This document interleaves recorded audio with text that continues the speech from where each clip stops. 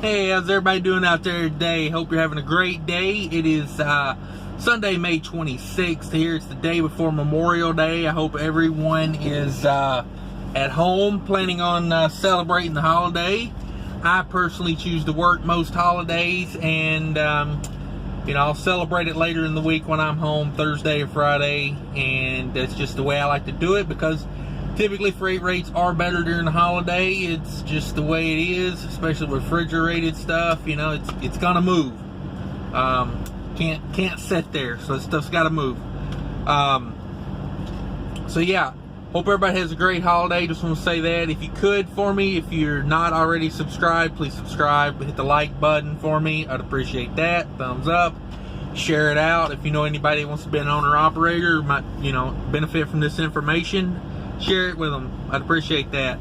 So I'll talk to you today about a load I just finished up from Kentucky up here to Milwaukee, and not a bad load. It was a good fill-in load. I booked the load Friday on holiday rates for Tuesday, and that one was paying like really good going up toward the house. It ends up about an hour from my house, so I didn't want to miss out on that. And so I needed something to kind of keep me moving for the, over the weekend, at least part of it, like there's a Friday to Tuesday. I wasn't going to sit on the road that long. So found something that was moving reasonably close, paying okay. So I nabbed it up. This load's from Kentucky up to Milwaukee. Like I said, it was 445 loaded miles, 160 deadhead miles. It was a little bit more than I wanted a deadhead, but hey, it's holiday weekend, there wasn't that much to choose from later in the day. I turned down a bunch of stuff before, a bunch of, slaughterhouse loads, chicken processing places. Didn't want to deal with that over the weekend and be responsible for, keeping somebody's chicken froze all weekend. So I ended up booking this load. It was a load of KFC sauces and gravy. That's like doing God's work, hauling KFC gravy. I mean, honestly, like, I'd have damn near hauled it for free if they would have gave me a couple gallons, but, they didn't. They're very protective of it. Wouldn't let me anywhere near it. Put a tracking device in the trailer and a tattler. I was like, wow, man, they're serious about the gravy. Can't blame them, though. I mean, it's good gravy. Anyway. It was 40. It ended up, the paperwork, the broker told me it's 41,000. I scaled it. It was about 39,000. So, all in all, about right. 35-degree continuous run. So with the deadhead and the loaded miles, we're at 605. I'm gonna call it 600 for round number benefit, just for the benefit of having round numbers. So the load paid $1,200 to the carrier. That's $9.60 to me. That's $2 a mile to the carrier, $1.60 a mile to me. Excuse me. $1.60 a mile, all miles. $2 a mile to the carrier, all miles. And about probably 30% of that's deadhead. So it's light in that sense. You're rolling empty. But the numbers on it. Let's get down to the real numbers on it. What we made, what we spent. Truck fuel, $2.56. That's about what I used on it. I'm gonna get fuel here whenever I head down to Chicago Tuesday. So I didn't want to get too much fuel along the way because I got a spot up here that I know about. It's a little off the beaten path, but fuel is typically way lower than I can find it anywhere else. So that's what I'm doing. Probably fill up on that one. Reefer fuel, $68.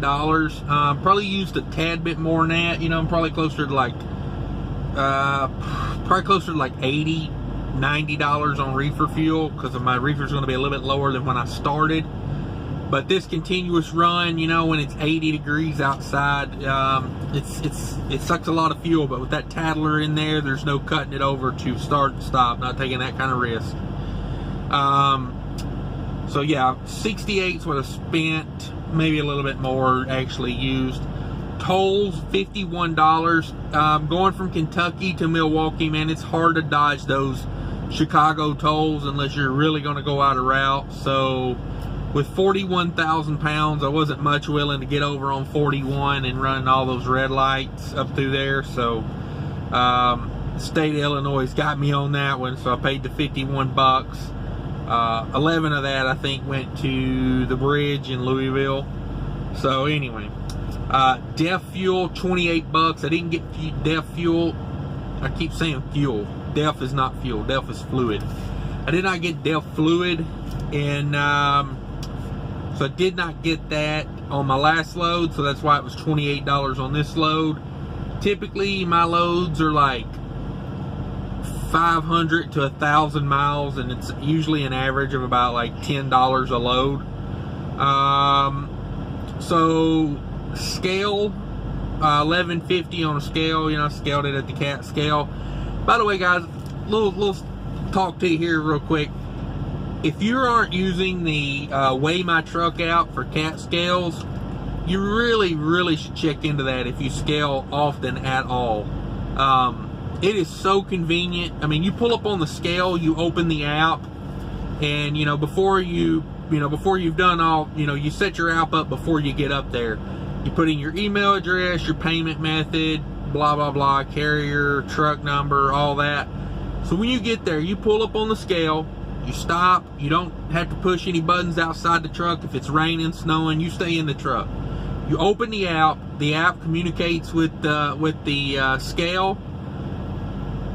They send you an email in like 5 seconds that's got your scale ticket in it. So, and the Weigh My Truck app will show you on the app like your weights right there. And then if you so then when you get done, your email has your weight ticket as your receipt in it. So for you business owners, you know, you can put that in your Google Drive or wherever you keep all your receipts for your business throughout the year. So it's really convenient. That's not a paid endorsement. I wish it was, but it's not. But just to save yourself a lot of time and a lot of convenience, and like not having to get out of the truck, and you know how it is dealing with scale sometimes. It makes it so much quicker and easier. Like, you wouldn't believe it if you're not using it.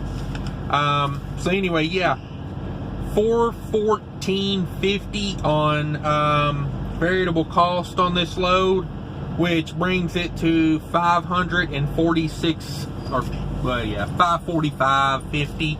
We'll say 545 just for round numbers.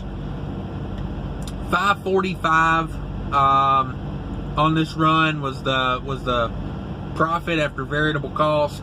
I'm okay with that. I didn't like how they made me sit on the load really a day more than I should have, and I needed to.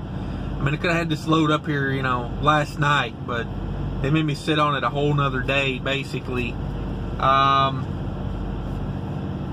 It is what it is, you know. I don't like when they made me do that, but my thought was, you know, the load paid good enough to cover that reefer fuel.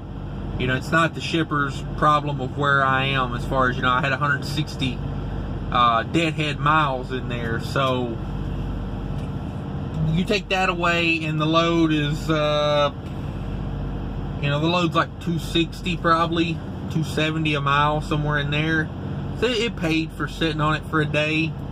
But yeah, like I say, not the greatest load, but definitely a good little fill-in. That's $546 I didn't have and I wouldn't have had. It's not going to be a big stellar week for me, honestly, because I'm going home. I'll be done with my next load Wednesday night, so that's going to cut into my week. But this was definitely a good little fill-in load. I'm glad I got it. And thanks for tuning in, everybody. Like I said, if you would please like, share, subscribe. I appreciate all my new subscribers. The growth is astonishing to me. Thanks everybody for subscribing. Literally, you know, 3 months ago, I basically had no subscribers. I think I'm up to like 260 now. So it's quite the gain for me. Honestly, it's surprising every time I look at it. I'm like, I can't believe, you know, we're gaining ground like that. But I do get a lot of comments of people saying, you know, oh, your information helped, or thanks for putting it out there, and that's why I do it, guys. That's honestly what I want to get out of this, is you know, to create a community of information sharing. And yeah, thanks everybody. Stay safe. Take care, everybody.